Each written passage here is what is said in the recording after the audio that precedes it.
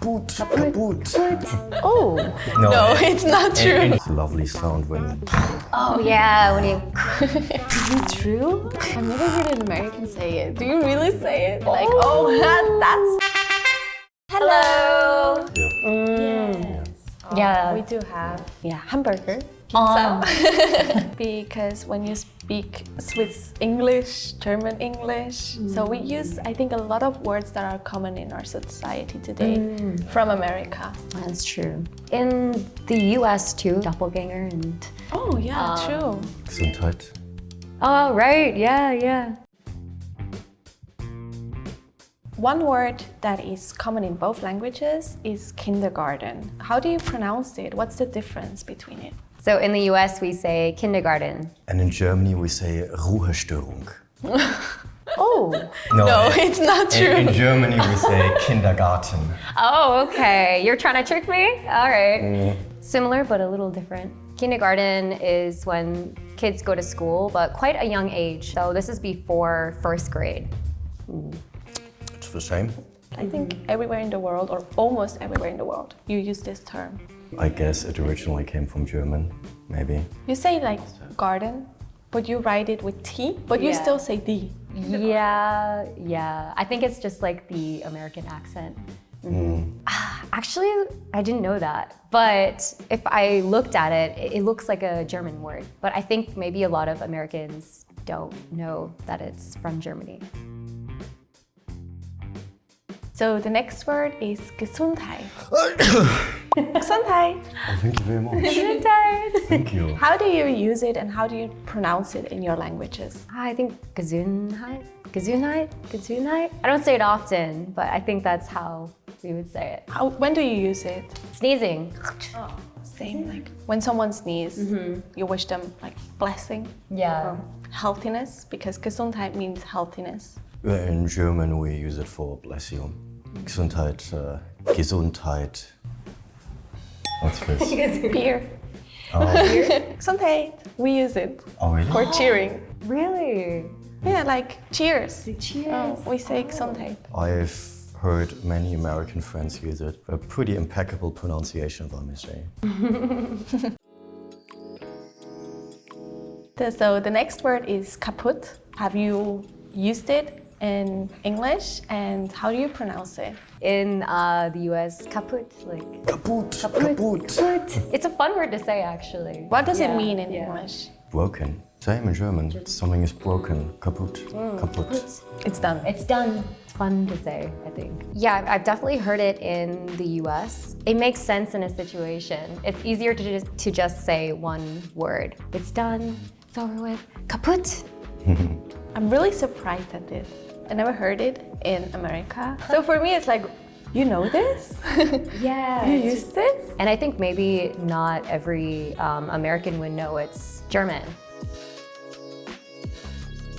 So the next word that we have is doppelganger. What does it mean in your language and how do you pronounce it? Doppelganger, really different pronunciation, but it just means like two the same, right? Doppelgänger. Pretty similar. Pretty the same. It also means the same in German. Oh, it does, yeah. So the next word that we have is Stein, beer glass. Do you know this word and how do you pronounce it? Yeah, I think we would say just Stein glass. It's like the type of glass that beer can come in. I don't drink beer, so I don't hear it often, but I think I have heard it before, maybe like in a bar. Never heard Stein. I think it's a more common thing that Americans took. But I don't think it's like common in our area. Oh, okay. So maybe just in the US. Yeah, maybe. mostly. So the word Stein means stone. So it could be that it's a really strong glass out of stone. Cannot break it. It is heavy, right? It's heavy. So it's kind of like a stone. Yeah. It's a lovely sound when you... Oh yeah, when you... So the next one is Spiel. Yeah, do you use the word or the term Spiel? I've definitely heard it before. I think it's not commonly used, but maybe every now and then it can be used in the US. And for Germany, it would be game. You use this word. Ruido. Yeah. I guess the English term nowadays is quite common too among the newer generation. Yeah, more common than Spiel. So we use game more, like Game Boy, playing games. Okay. Yeah, we use it like that. So the next word we're gonna talk about is stool or hocker or chair. Yeah, definitely stool is a type of chair. That's just what we call it. Yeah, I feel like there's no other name we call it. We call it a stool. It's a certain type of chair. Is it the one that you use in bars? Yeah, so you'll see a lot of stools in bars. We call it hocker. Do you use the term hocker? I don't think so. Not that I know of. So you use the term stool for these bar hooker, like the bar chairs, and we use the word Stuhl for a normal chair. Typically, yeah. So this would be called Stuhl. We have a different, I think, meaning. Yeah, it's a certain type of chair that we call a stool. Yeah, and we call every chair. Yeah. Did you know that the word is actually from Germany? I actually did not know this, so this is news to me. It's pretty interesting. So the next word we're going to talk about is the Dachshund, and that's a kind of breed of a dog. It means a dog that is really small and has small legs like a badger. That's why we call it badger dog, but the original term is Dachshund. How do you pronounce it, and have you heard it? It's similar, Dachshund, but you have more of like a Dachs. Dachshund. Yeah. So it's a little bit different, but yeah, we say it kind of similar. So you also say Dachshund. We also have a different term for this dog, a wiener dog. Maybe you wiener know dog. it now. Yeah. I've heard of wiener dogs. Wiener dog. Really? Yeah, this small, long dogs that kind of look like a hot dog. Yeah, we say wiener dogs too. Dachshund, yeah. Wiener, I don't know. Never heard it before. At least not in that context. The next word we're going to talk about is Wanderlust. Have you heard it?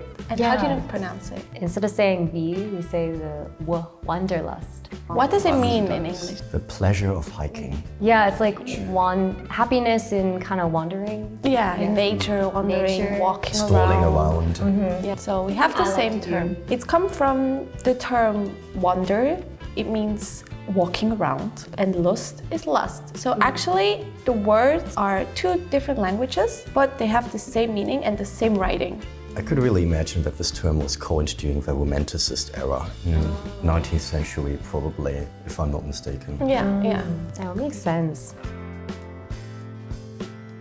So the next word we're going to talk about is Angst. Have you heard of it? Angst, like anger. Oh, no, that's not true. We have a different meaning. Is it really? No, it's the same in American. Same like the Being afraid. It's a very psychological term. Yeah, being afraid. angst. I always thought in American English you use it the same, as in it's more than just being afraid or scared. It's a very existential. Anxious.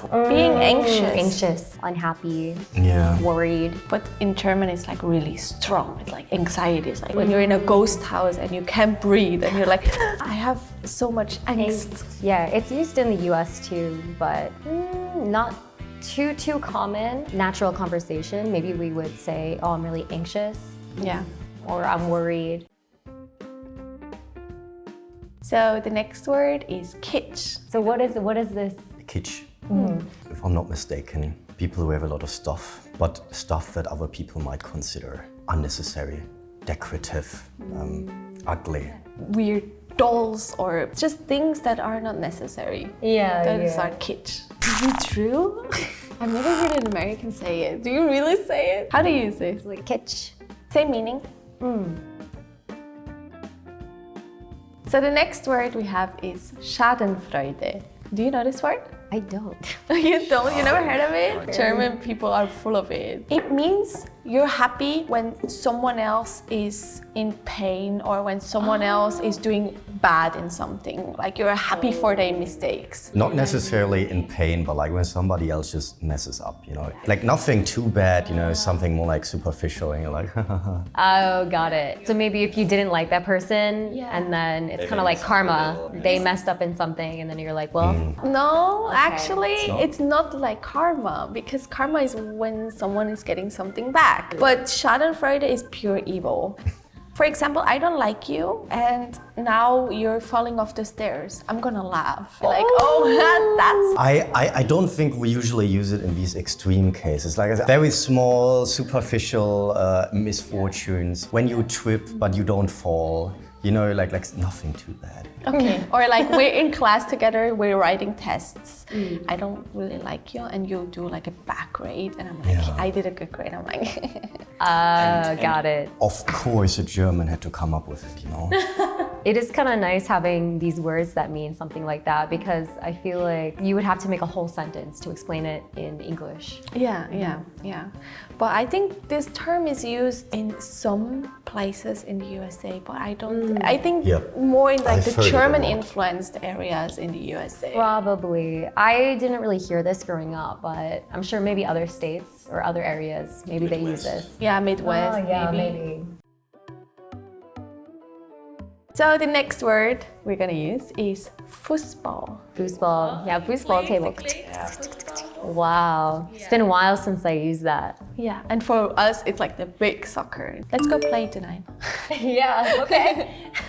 So, how do you call Fußball, like the table, in German? I think we have different terms in Swiss and in German. Call it Töckele. Because of the sounds. Tuck, tuck, tuck, tuck, tuck. Oh, cool. Okay. But you can also say Tischfußball. I think Tischfußball. Table football. Table football. Oh, that makes sense. Oh, that's a good one. Zeitgeist. Zeitgeist. That's a lovely word. Did you heard it? I don't think so. Like every era in time in history has a very different mentality and spirit and traditions. So that's basically what it indicates, you know? Spirit of the era, spirit of time. Oh, wow. But we like to use it, actually. We like to use it a lot because we focus a lot of history, because our countries, all of them in Europe obviously, have a lot of history, and we love to go back and talk about it and talk about these different zeitgeist and periods. But I heard it in movies. Yeah, I feel like maybe like in movies, it's not commonly used. It's a fancy word in America. Yeah. You'll find in academia and in movies, probably books. But it's a beautiful word. It is. Zeit means time. Geist as in the mind, the soul, yeah. The mind of the time. Okay, so we talk about schnapps, about drinking.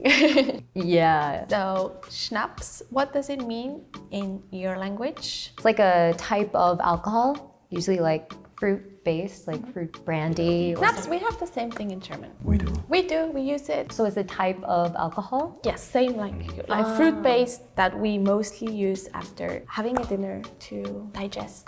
Oh. Is that when you usually drink? So my grandma used schnapps for everything. Like when you're sick, when your throat hurts, you have to take this schnapps. When your head hurts, you have to take this schnapps. It's also a little bit of a medical term. Yeah, we also use it. Who needs medicine if you have Medicine, shots? yeah, true. And we used to it. We're not alcoholics in Europe, but we use it since we're like kids, like just a little bit with sugar. Yeah, in the US, that's not common.